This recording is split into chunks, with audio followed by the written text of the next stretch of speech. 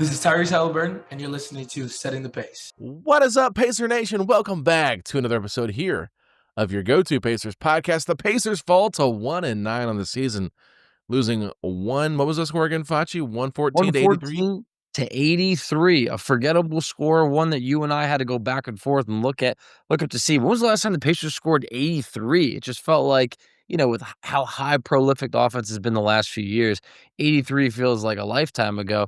Turns out it happens from time to time, but there was something different about this game. Yeah, it actually was November 8th of 2024. The Pacers lost 103 to 83 to the Charlotte Hornets on the road. If you guys remember that horrible game last season, me and Facci were talking about it a little bit before here. It was like, I vaguely remember it. I think Pascal was the only one that could do anything. But yeah, Pascal is not playing this game. Aaron Nesmith is not playing this game. The Pacers trot out a starting lineup, Facci, of Andrew Nembhard, Ben Shepherd, Jarris Walker, Jay Huff, and Isaiah Jackson. What did you think of the starting lineup decision? I thought, what other options do you really have? Like in terms of healthy bodies, think about it. Who's fighting for minutes at this point? Is it Jeremiah Robinson Earl or Tony Bradley looking for a start? That's where we're at, where I think if you look at that starting five, and I don't want to just be totally disrespectful, but I think if that starting five went for the remaining, an 82 game schedule, it would have to be in the running for probably the worst starting five in the league. I would think so.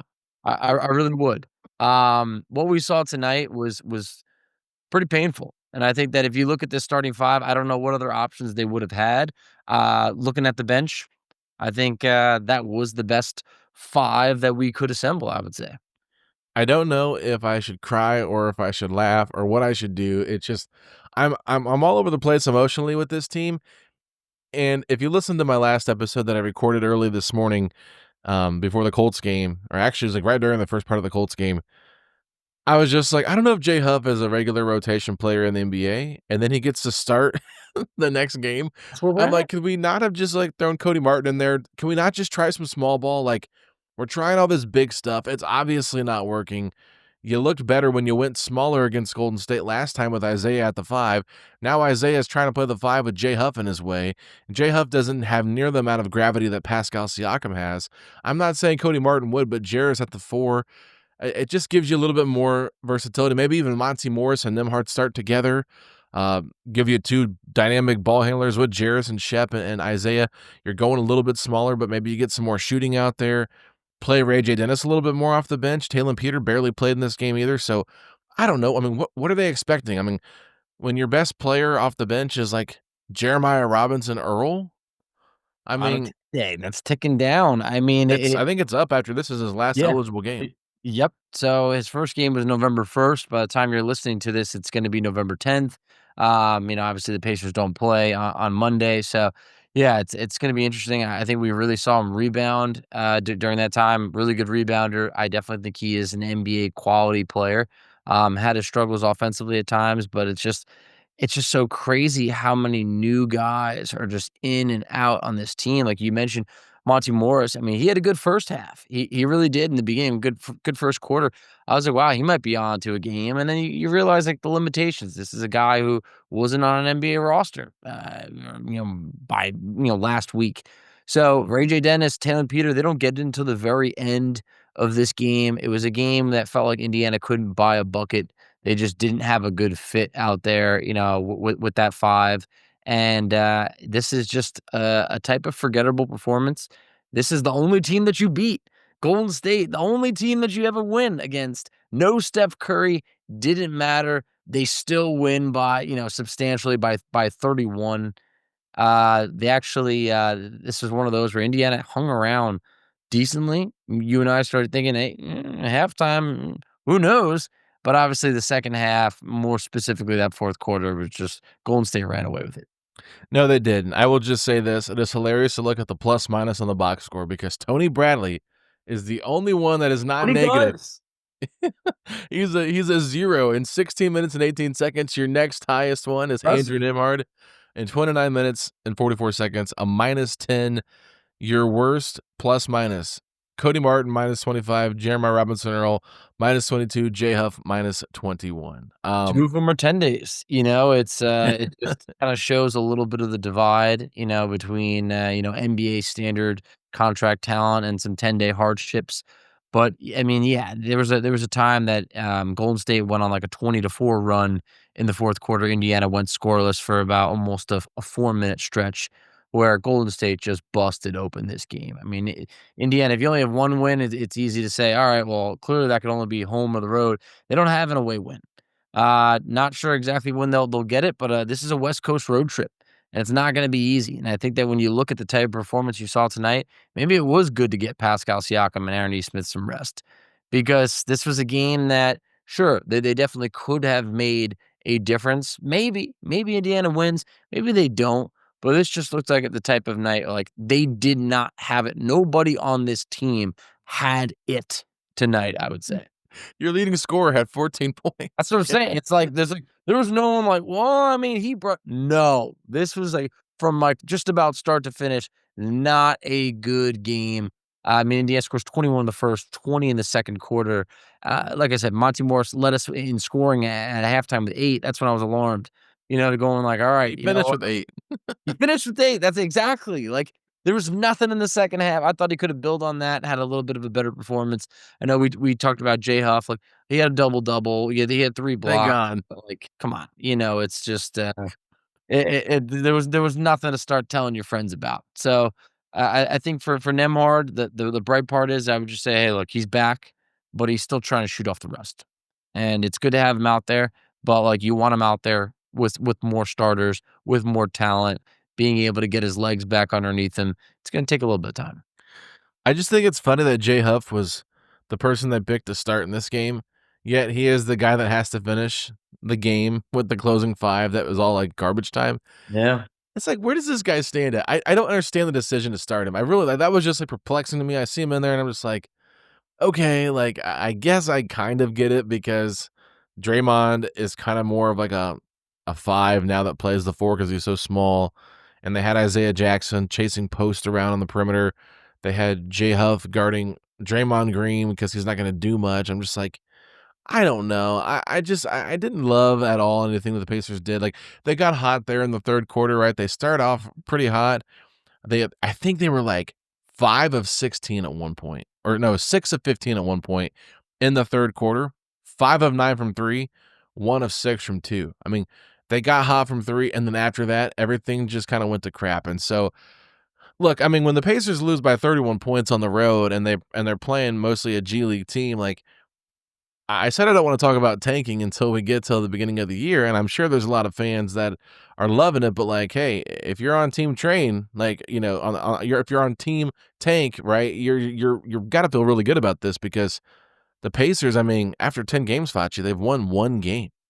And they had to overcome a double-digit lead by Golden State and go on a 21-5 run to win that game. I mean, this Pacers team could be winless more so than they should actually be, 5-5 or whatever. But I think with 72 games still left to play, we know they're not going to tank. We know TJ McConnell seems to be ramping up to come back. We know Ben Matherin's going to be close to coming back. And so I think the only way you can actually look at this Pacers team moving forward is in 10-game increments. First 10, 1-9. What do they do the next 10? Could they go 6-4? Could they go 7-3? And now all of a sudden you're flirting around getting back to 500. It's just like, I think that's how you have to do it. Just look at this in 10-game increments.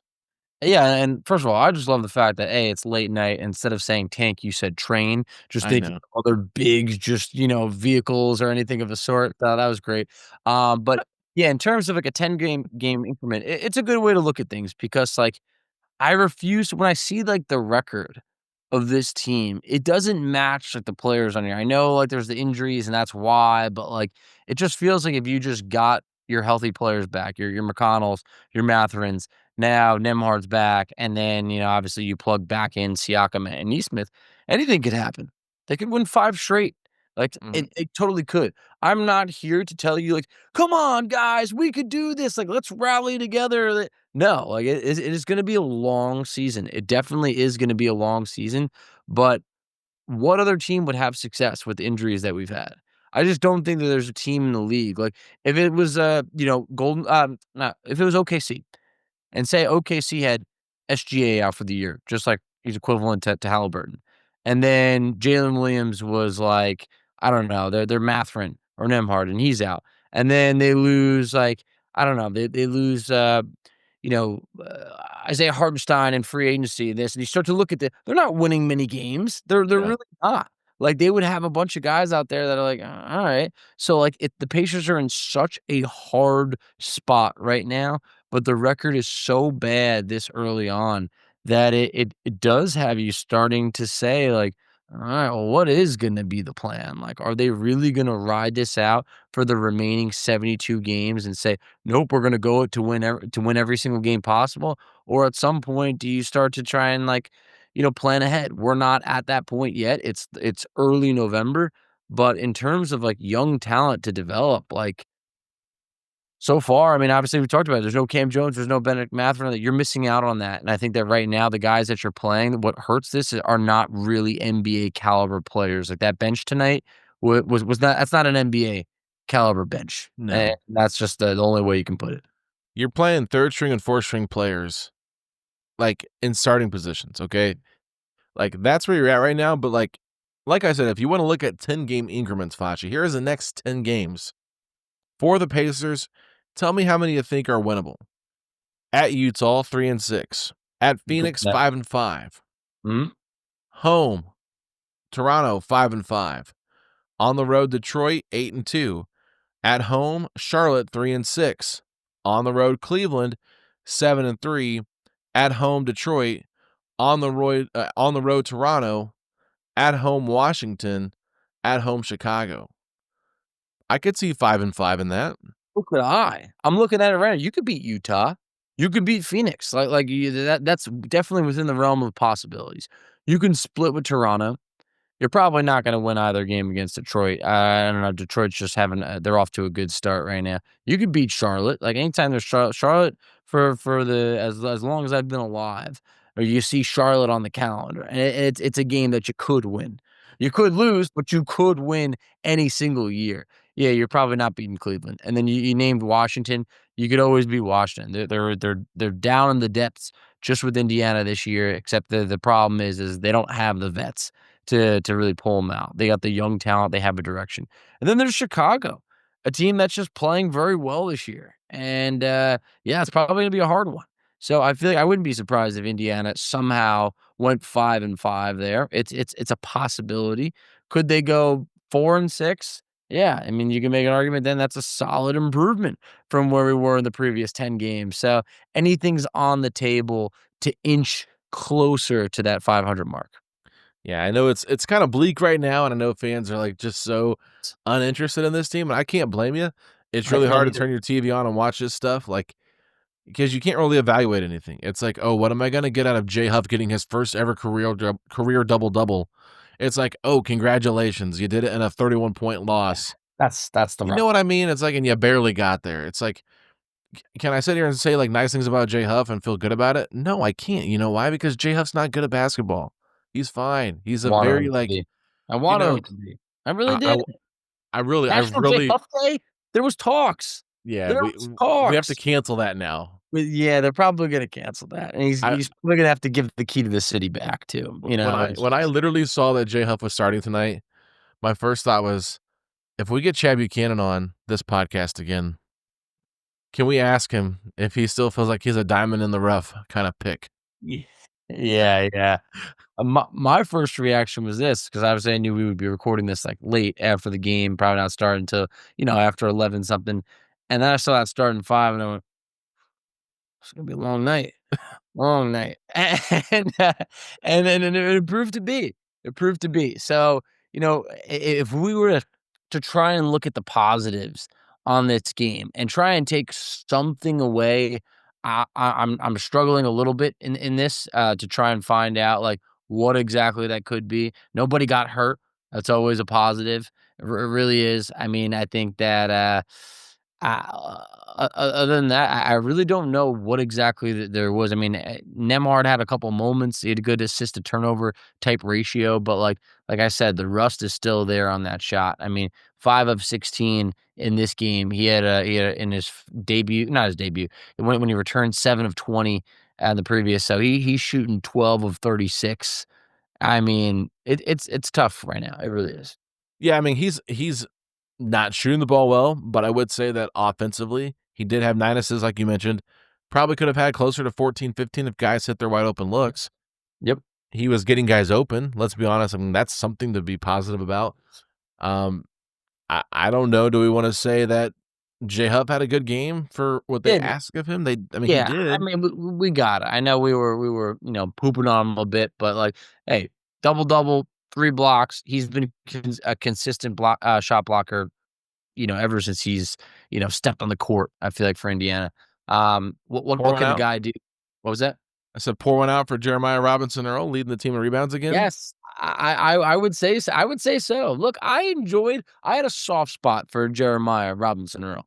Like I really felt like it was like coming in. I was like, I don't really know what to expect. I saw a guy that played hard. It wasn't always great. Like he definitely was not an efficient player in really, honestly, any of the games. Like I'm looking at it, he was 0 of 1 in his Pacer debut, 1 of 2 against the Bucks. Okay, then 3 of 9, 3 of 8, 3 of 11. I mean, overall, it's just like he was not efficient from the field, but he had games of 15 boards, 12 rebounds. Like it's hard to do in the NBA. So I would like to see him work somewhere. Like you can't tell me like the Brooklyn Nets can't use a Jeremiah Robinson Earl. Like he's still really young. I would like to see him see him work out. He just turned 25, about a week ago. Give the kid a chance, somewhat. Yeah, I don't know. I don't know what's going to happen with this group. I mean, Monte Morris, does he look like somebody that you think should stick around long term? Yeah, I don't hate it. I mean, like I said, the first half was good. There's the second half. I mean, you could wonder if he even played. But I think that he looks like an NBA point guard. I mean, this is what I talked about recently. He could protect the rock. His assist to turnover ratio is good. 4 assists, 0 turnovers tonight. Like he's a capable veteran guard that I think is even so far in 2 games as a Pacer. Didn't do much against Denver. He's yet to turn the ball over in 2 games. Okay. Can't hate it. Give me Yeah. positive. Glass half full, Facci. I like it. It's the glasses got a couple drops in it. It's got a couple drops. Can't say half full. I'm a little parched. But, watching this team. But at the same point, you know what? Like, it's going to take him some time to really fit this offense and be able to kind of run it as a backup. Don't ask him to do too much. But I don't hate it compared to a Cameron Payne. I like it. All right. Jarris Walker tonight, Facci. 6 turnovers, minus 11. Had 12 points on 4-14 shooting. Just really honestly, a pretty bad game overall besides hitting 3 of 6 from deep. Yep. That's all I got. The threes looked decent at times, but 4 of 14 with the turnovers is just like the type 1 of of 8 from 2. yeah, I mean, that's awful. It really is. I mean, these are the times where he's got like a long leash to be able to, let him experiment a little bit. But like for a guy who's a gifted passer, I mean, 0 assists in this game. It's not his job, but like, come on, we need just anything out there. He 2 rebounds in 32 minutes. So basically, what we would say is, hey, how do you play? He was inefficient, turn the rock over. It's hard for him to impact the game in many other aspects. I think Golden State also, we gotta tip our hat a little bit. They struggled a lot from the field. They The did. fourth quarter really beefed up their stats a lot, but they couldn't buy a basket for a long, long time. So it was a pretty ugly performance by both games. I don't know if we mentioned it earlier, but there was no Steph Curry in this game, so lost a little bit of its lust that this type of performance might have. But what I'm bummed out about is Indiana is no longer undefeated at the Chase Center. They were 6-0 and it is Yeah. now over with. All good things must come to an end at some point. Unfortunately, that streak has ended. There's been a couple of great performances, in between. Did you see the picture the Pacers posted of J Huff jumping I while did. Draymond Green was passing the ball in bounds? Okay. Yep. This is equivalent to how I feel about this season because it's just laughable, okay? Like, It is. Like, what is J-Hub doing? His hands are down. Why would your hands be down when you're trying to jump You're up and so stop? tall too. It's just like, you raise your arms up, all of a sudden now you're like 9 feet in the air if you do. Like, so just, I It don't know, just interesting stuff. But yeah, that's where I'm at, is like, a loss like this doesn't, like, embarrass me or, like, hurt me. I'm not gonna go to bed angry and wake up, annoyed or anything like that. I just knew, like, "Alright, this is gonna be a tough game," and it proved to be that, proved to be worse, but I think it's one of those where, like, I knew what we were in for when we looked at who was out in this game, with no oh, yeah. Pascal Siakam, this Pacers team stands honestly, I would say you're not beating anybody in this league if you don't have Pascal Siakam, and you're already missing Halliburton and Mathurin. I was filling out the depth chart, and I was like, "God, this is gonna be awful." Yeah, it's terrible. Like, Terrible. let's just think about this for a second, Facci. Like, I was talking about it after the Nuggets game, right? Ben Shepherd is coming off of one of his best games against the Nets.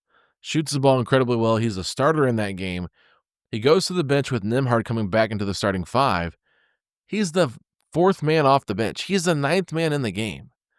They put in Cody Martin, Jeremiah Robinson Earl, and I believe Tony Bradley, and maybe even Monty Morris before he got into the game.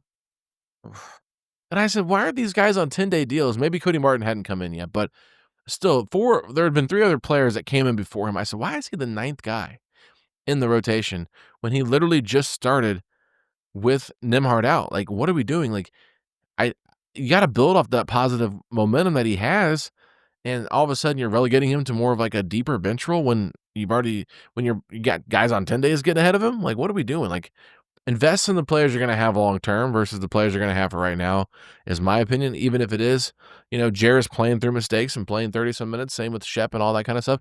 That's what I would rather have. But anyway, I want to get back to that picture that I told you about, because I tweeted out and I said, caption this. So I just want to read some of the best captions from this because it made me laugh. And if you are not sure what this photo looks like, please just go to the Pacers Twitter account. They've got a bunny emoji, and it's J-Hub jumping straight up, trying to distract Draymond Green or get in the way of his inbounds pass. So here are my top 5 captions that we got here. From JJ Indy, light as a feather, stiff as a board. From Order of St. Benedict, jump if you want the number 1 overall pick. Someone said higher than the Pacers win total. Our good friend Chandler said we. And then Grant said jump high if you're losing by 20. So That was accurate. and then this one was pretty good too. It's the GIF from The Office when they all try to jump up in the air for the picture, and nobody's on timing there, and they're all jumping at different times. So anyway, this season to me at this point, it's like I'm not sure what to say. I I don't know really either. don't know what to say much. I don't know either. I'm not gonna be able to, like, just scream positivity from the rooftops on this because, like, I think that the things that we've wanted to see, we haven't been able to see. Like, it's like, if we saw, like, Cam Jones and, like, put up 20 points in this game, like a 30-point blowout, we would be able to have a completely different narrative and be like, "Alright, hey, look, Cam Jones, that was a great performance. Let's see what else he can do," or this or that. But, like, I just think that, like, the guys that we're seeing playing substantial minutes in this game. Like Jeremiah Robinson Earl playing 32 minutes, and he's not going to be here for the next game. Or Cody Martin playing 28 minutes, and he's not going to be here a week from now, is like, what are you really doing? What are we really like getting out of this? Like, I feel like that's the tough part, is you can't really build on it. So yeah, I think it's unfortunate for, when you going back to your point about Ben Shepherd, of trying to be able to build on, that great performance against Brooklyn. I mean, he really struggled tonight. I mean, 1 of 10. He's had his struggles. He's either been like real solid or like really off this year. And I thought this was a pretty rough performance, for Ben Shepherd, but he's not alone in it. It's not like he did something that, like, we kind of, lost the game off of that. I just felt like from top to bottom, no one really thrived. And I think this is one that, like, it's not going to be, oh, this is a team that's going to, like, really rebound and get it back together. This, like, no, you're going to get Siakam, you're going to get Neesmith back, most likely. You're gonna play a worse Utah team, but, you still, Tyrese ain't walking through that tunnel right now. He I really mean, ain't. he is, but he's not dressing. Yes, sure. Tyrese can walk through as much as he wants and dap people up, but, it's not gonna make a difference on the court. Well, let's be honest. The only game the Pacers have won is when he's joined the telecast. So maybe Chris and Quinn need to get Tyrese on the telecast a little bit more because Coach Tyrese, 0-9. Not good. Not good. Commentator Tyrese, 1-0. Hey, gotta work with the trends. I think that would be, that'd be good. Let's test it out. Let's roll the dice. We need everything we can get. And I mean, some wins to be able to talk about. I haven't been able to talk about a win. I wasn't on when we beat Golden State. So it's just been a lot of Curse is back. No, yeah, we have one win. We have one win. So I can't take that. But man, I don't know when the next one's coming. I'm hoping it's against Utah.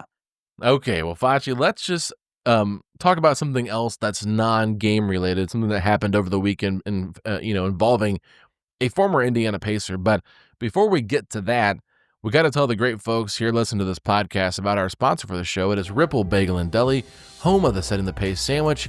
I've said it before on this podcast, but the S stands for salami, the T stands for turkey, and the P stands for pastrami. That is your STP, aka Setting the Pace sandwich.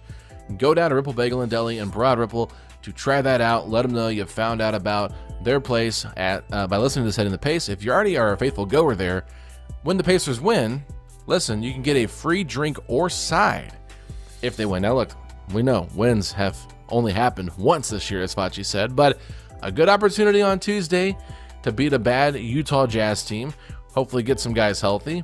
And then on that Wednesday, the next day for lunch, you can get yourself a great Setting the Pace sandwich. Or you can try one of the other hundreds of variations they have out there for their sandwiches. So Ripple Bagel and Deli, we know Facci's a bagel guy on Fridays. It's Coffee Friday, right? That is a fact. Never miss it. All right. Facci and his family don't miss it. They are a bagel family, and we are a bagel podcast here with Ripple Bagel and Deli. You don't want to miss out. Now, Facci, let's get to the juicy gossip that came from the weekend. I saw the Bucks account tweet the quote, and I said, there is no way this is real. I said, I'm going to go watch the YouTube video from the Bucks page and see what they said and see what Myles Turner really said. And it was actually the exact same thing that the Bucks kind of tweeted. And so it was like Bucks Realm or something like that. I can't remember, but one of those Bucks fans account. And what happened is the Bucks had beaten the Chicago Bulls 126-110 in the NBA Cup game in Milwaukee. A reporter asked Myles Turner, what did you think about that green court you played on? Myles Turner, in his jacket, his tan jacket with a button-up shirt, backwards hat, and sunglasses on, says, I'm not mad at it. It looks a lot better than yellow. Facci, when you saw that video, what was your reaction? I just want it's like, yeah, you're wondering why you're getting booed. Like, seriously. I mean, this is like, maybe he's very hurt from getting booed to the point where he says, you know what, I don't even care anymore. I'm just like, I'm not even going to backtrack and. But he does care.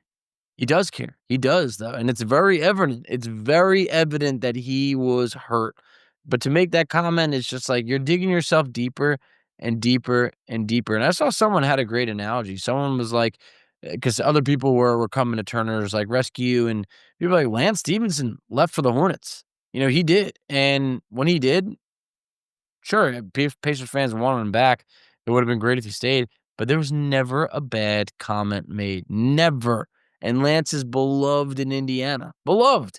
I just feel like Turner is doubling down almost, it feels like, on a bi-weekly basis. He says something out there that just digs the hole just a little bit deeper and a little bit deeper. And for that, it's like, yeah, I wonder why you got booed. Well, I mean, let's go back to Lance. Was he saying stuff in the media and going on different podcasts? Nope. Throwing the Pacers under the bus? Throwing his teammates under the bus? Throwing the fan, the city under the bus? Never. No. Myles Turner has done all that. Then he tries to backtrack because he doesn't want the boos. He tries to talk to the media in the morning to kind of smooth over everything and say, it wasn't about the fans. And we try to give him the benefit of the doubt. Like, we a business decision aside, when you start coming at the fan base and the players on your team and things like that with comments that you have made, you can't backtrack that. And I think that's part of the problem too, is he won't own it, right? He's not really owned the villain role. He wants to play the victim and the villain. So when I heard him say this, I said, "Oh, okay, you're gonna say that when you're away from Indiana?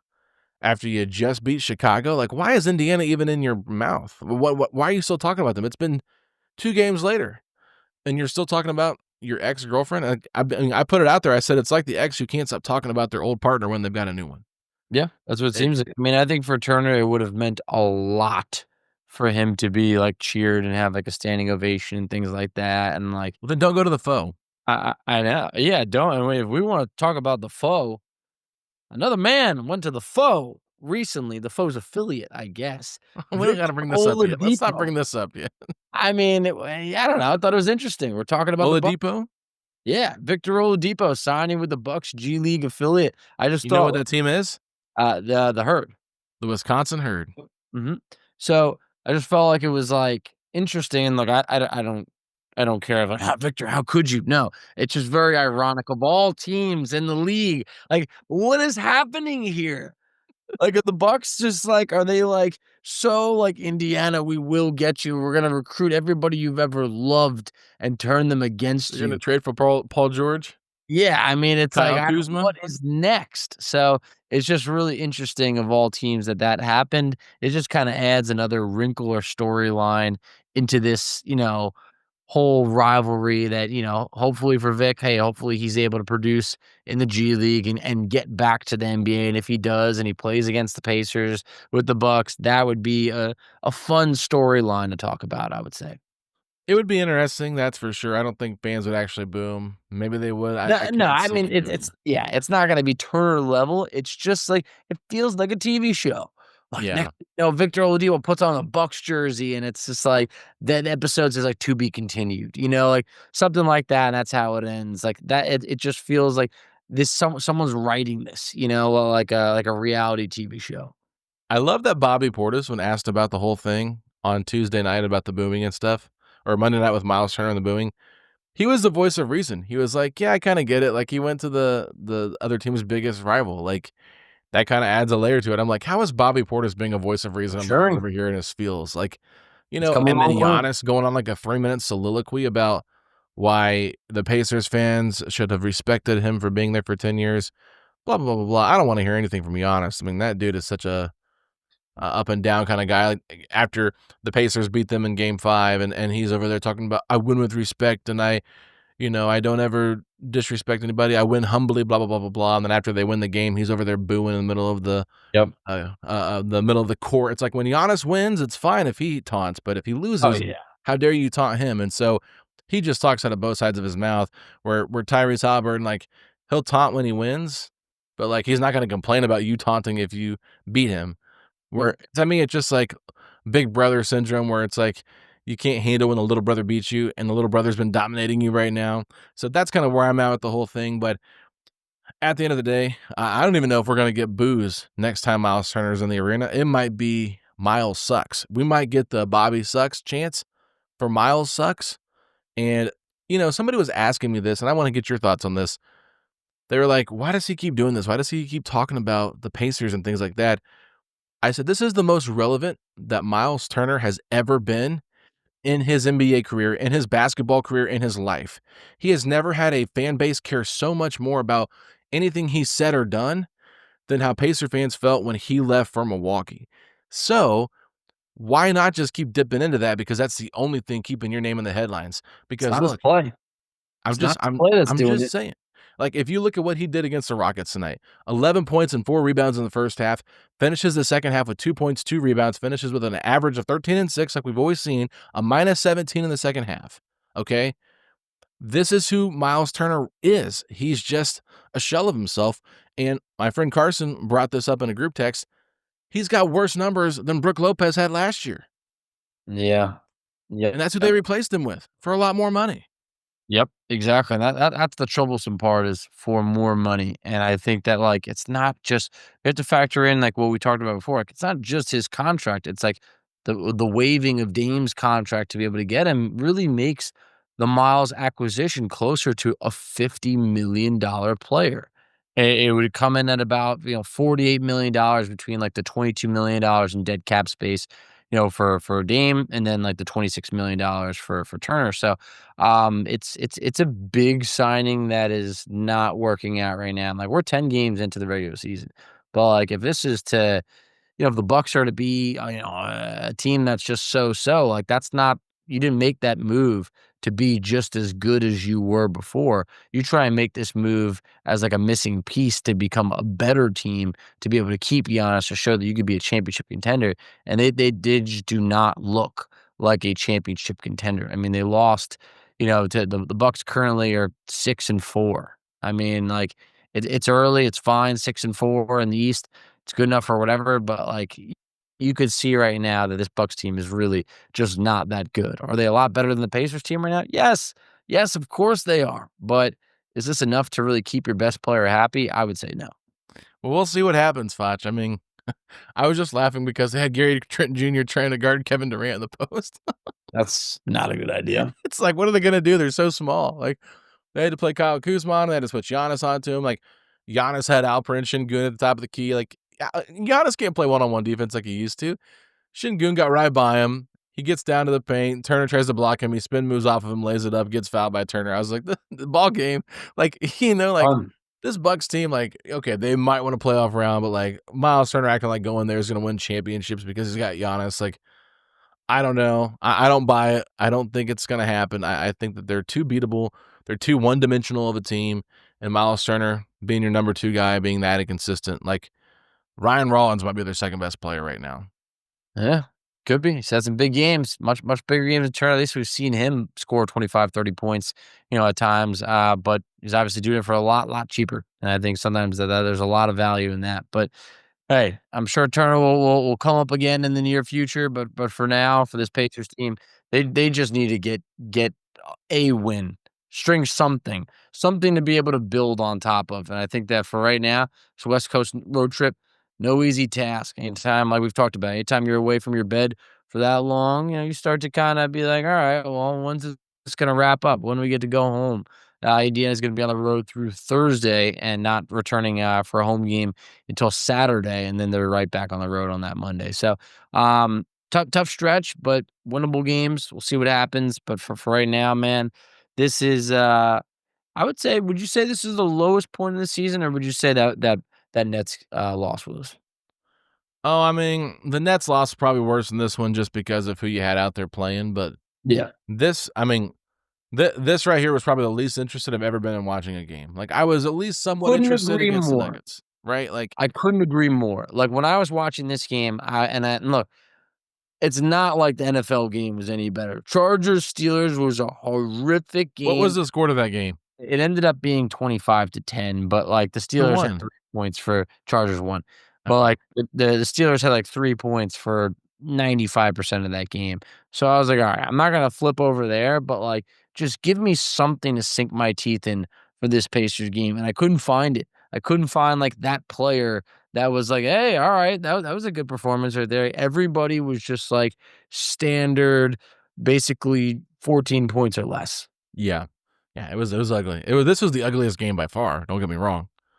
But the Nets loss in regards to like them being Yeah. on Worst loss. 0-7. Worst loss in terms of you should have won this game. I don't think we ever felt that we were going to win it, but to lose by 31 to Steph Curryless Warriors team and only score 83, it's ugly. At least we didn't have Donald Trump join us in the third quarter to have a conversation about the game. That's good. That's definitely true. That did not happen. So, I think it would have been cool if anybody kind of joined this game to kind of provide a little bit of entertainment. Like we said, if Tyrese maybe hopped in the booth or something, because it was just Can we just mic up Rick? Can we bland. just mic Rick up during the game? Yeah, I mean, we It'd be need a lot something better than for seeing him spit. entertainment. Yeah. Every time I look at the camera, they're showing Rick he's spitting in that cup. Can you just show him when he's yelling at the ref or just like not yelling at the ref? Like, I think my favorite part of the game, I tweeted about it. I'll get off here real quick, but after this, Pacers are down by 20 points, and Carlisle calls a timeout in the fourth. And Quinn's like, "That's a great timeout by Coach Carlisle." Yeah, I know. What I are you like gonna that say? timeout. I'm But like, "Do you really?" I know, like, Get as this if game over that's with. like our highlight, Like, "Oh, what a timeout by Rick." It's like, sure. I mean, this fourth quarter is literally getting away from us, like Got to call a timeout. I'm like slap happy tonight because it's just like this game, like nothing I can talk about is gonna make me happy. Like it's just all I can do is just laugh. It's just like, what am I supposed to Exactly. say? Like, I'm not gonna there's tell you no the real sky analysis was to put into this falling game. or anything like that. Like it's just it's a loss that I'm not mad about. It is what it is, and we'll see better days. We know that there's a brighter future. It's not like this is a never going to end type of thing, but definitely I would say like a rock bottom-ish type of performance of like, wow, this is the new low of the season. I would personally say. All right, well, that is gonna do it for our recap of tonight's game, I guess you can call it. I don't know what you want to say, but they played basketball. It was ugly. It wasn't a rock fight. It was a boulder fight. And the Pacers just scored 83 points, the lowest of the season. So, Facci, with that being said, if you're hoping the Pacers can shake off this rust and shoot above 40% from the field against the Utah Jazz, then hit me with those 3 words. Let's go Pacers.